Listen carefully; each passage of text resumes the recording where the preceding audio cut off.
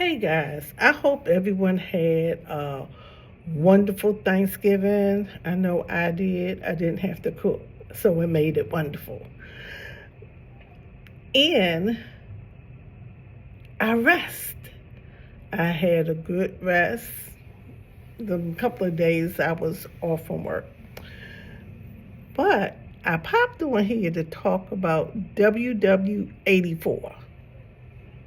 And if you're wondering what WW84 is, it is Wonder Woman 1984. Of course, when I first saw the title and I really didn't look into what it was, I was like, I don't remember seeing a World War 84. You know, from the air, you see WW1, WW2, and then they were talking about WW3. You know, so you instantly think World War, but actually it's Wonder Woman 1984. It was made in 2020 during the pandemic, and I found it revelational.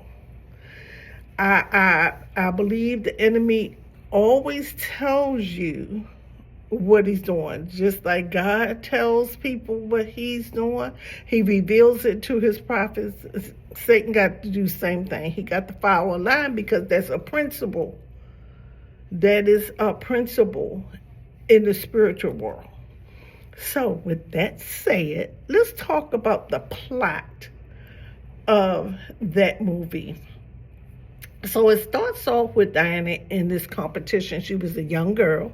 She was a little girl, and she was in a competition against these adult women. You know, Diana come from a place where they were supposed to be Amazon women. And I'm not going to get into all the what I want to say, the Greek mythology and all of that behind all of this, because I looked into that too. I'll do that on another video, because there was a lot of names in here that brought up a lot of interesting things when I started doing my little research. But anyhow, Diana got knocked off her horse, and she takes a shortcut that causes her to miss a checkpoint. And because she missed this checkpoint, Aunt Tilpy, the woman that was in charge of it, I'm pronouncing her name wrong, removes her from the race for cheating, and explained that anything that's worthwhile must be obtained honestly. And her mother advises her to be patient in her pursuit of glory and honor, because, well, she's a little girl. She want to show that she can outdo these women, so on and so forth. So let's go to the year 1984. So we get to the year 1984, and Diana is living in Washington, D.C. There's a jewelry robbery in the mall.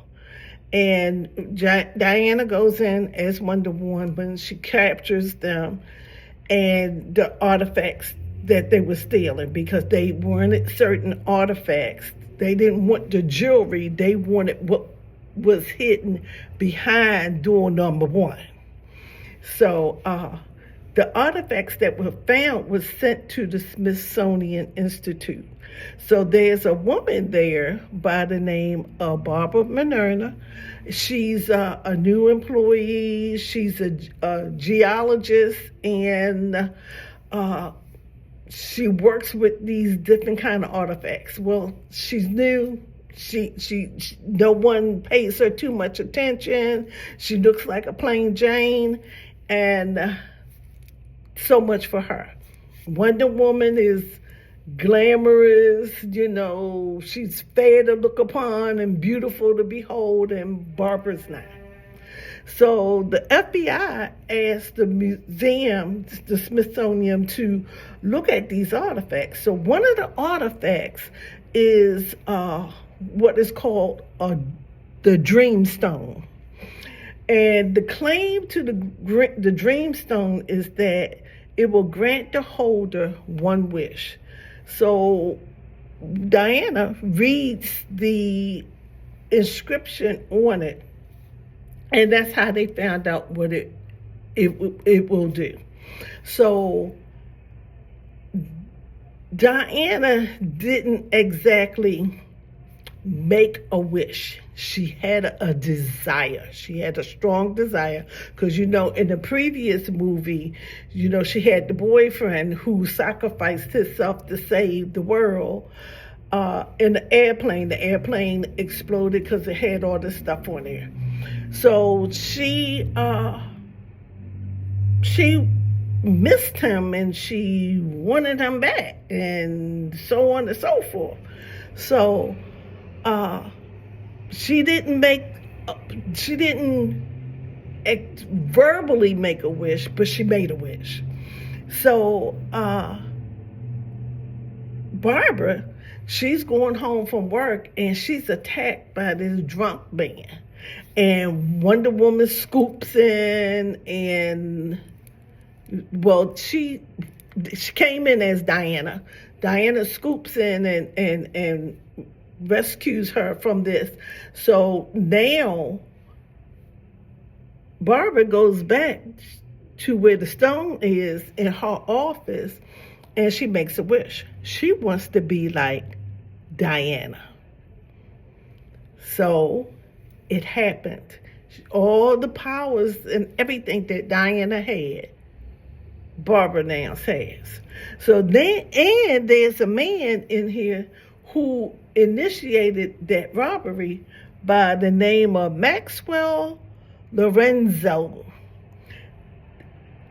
His nickname, Max Lord. Remember that. He steals the Dreamstone. He goes to Barbara's office and he's flirting with her, and he eventually, he don't steal it. He asks her for it. Can I borrow it? Can I borrow it? I'll bring it back. He takes it, and when he gets to his office, his wish is to become the stone. He literally wanted to be the stone. It happens. Now, the power of the stone is very interesting. What happens is Max becomes the stone, and he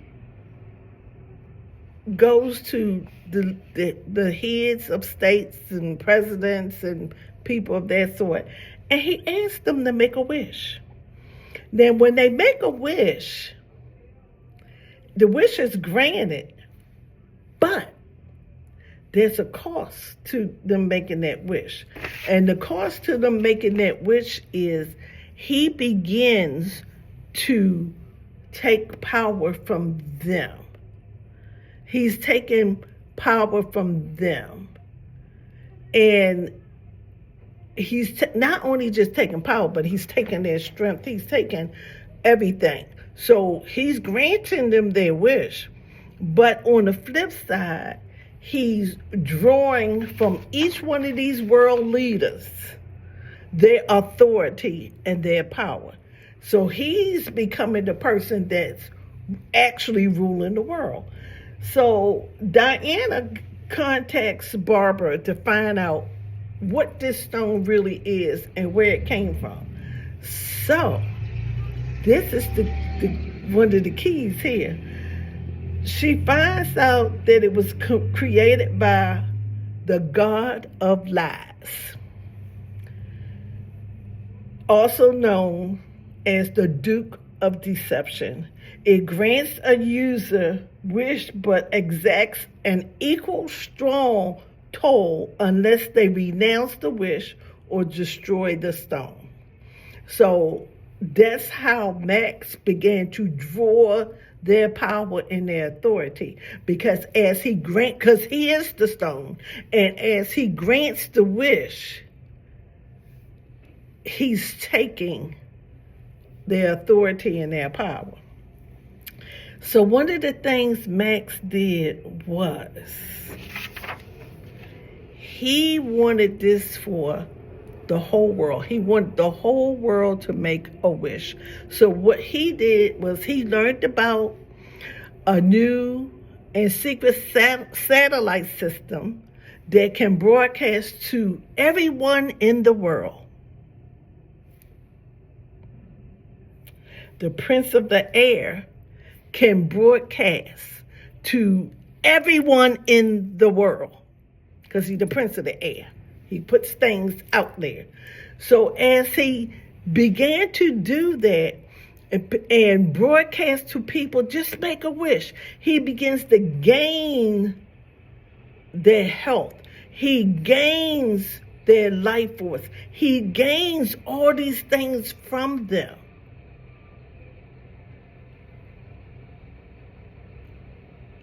And Diana finds out that the only way to stop any of this is it has to be renounced, denounced. So that's just like when you have allowed coming to covenant, because this is similar to coming to covenant. When you come into covenant with the enemy, you have to renounce and denounce those things. So she found out that that's what needed to be done. I don't remember what the boyfriend name was that came back. He came back reincarnated. I think I have it here. Steve Trevor. Steve Trevor came back reincarnated in, or they used the term resurrected, in someone else's body. And they were reunited. As I said, Barbara got the powers of Diana. And of course, you know, she didn't want to get rid of that. And Max was taking everybody's power. Now, Diana began to lose her powers because of the wish that she made. She didn't have the strength. She didn't have any of that. And Steve Trevor had to tell her to renounce what she did. She didn't want to because that meant he would go away. But mind you, it wasn't him. It was a familiar spirit.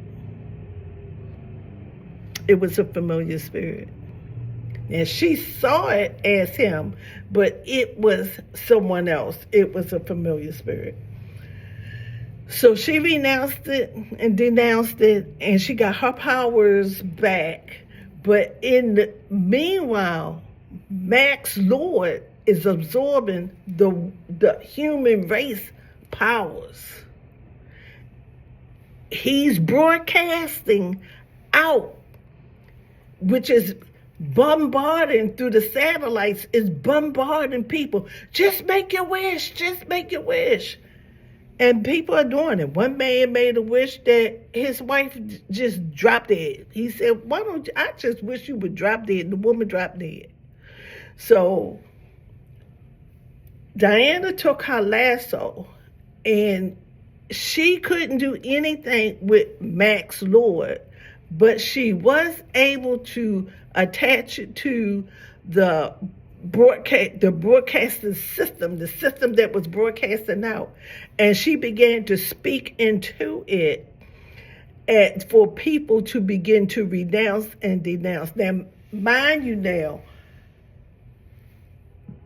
this stone was destruction, and it was completely beginning to destroy the world, not just the United States, but the whole world. It was beginning to destroy it. So the revelation on that I got was this: Satan is sending out a message through music, through communication, through media, social media, the news media. Satan is and has been sending out a message of destruction. you know, that you know, and this is not just for men or women, that you can do what you want to do, and there is no consequence. That's a message of destruction. Considering the Word of God says that we have to give an account for what we did in our body. Now, we got to stand before the judge of all judges and give an account for what we did in our body. We have to give an account of how we led or misled people. You get what I'm saying? You know, if you're leading people to hell, knowingly or unknowingly, most of the time it's unknowingly, because we don't believe in Ephesians 6:12 that tells us that we wrestle not against flesh and blood, but against principalities, against powers, against the rulers of darkness of this age, against spiritual wickedness in high places. We believe that what we see is what we get. You know, they wrote a song about it. What you see is what you get. Ha, ha, ha. The thing about it is this. Unless you are born again and committed to Jesus Christ, you might see some demons, but you're not going to see the goodness of God. When I was not born again, I saw demons. Yes, I did. I saw them. I could hear them laughing. I'm busy being rebellious me, selling myself out, being destructive, and even leading people the wrong way. But that's what my life was until my encounter with Jesus Christ. And even here, they had to renounce their wishes. Barbara turned into a leopard. She turned into some form of animal, which is basically what most of the people was turning into. Some form of thoughtless being that was destructive. And that's how Satan wants us. He wants us to be destructive beings until Jesus Christ steps in. Outside of that, you're a destructive being. All your goodness is as filthy rags. All your good deeds is as filthy rags. But just know that the communication system the prince of the air is using against you, it went out in all space through the satellites. It was hitting the planet, and the planet was being destroyed because Max wanted to be Lord over all things. Sound like the devil to me, especially in Ezekiel 14 when he said he was going to set his throne higher than God. There you go. But I encourage all of y'all to look at WW84 and see what the enemy is actually doing. And with that, I'm going to pop off of here because I've been on here long enough talking about this. But that was the revelation I got from it. But I didn't want to get on here and not be able to give you the plot of the movie and line it up with the Word of God. So, with that said, you guys have a good rest of your day. Bye-bye.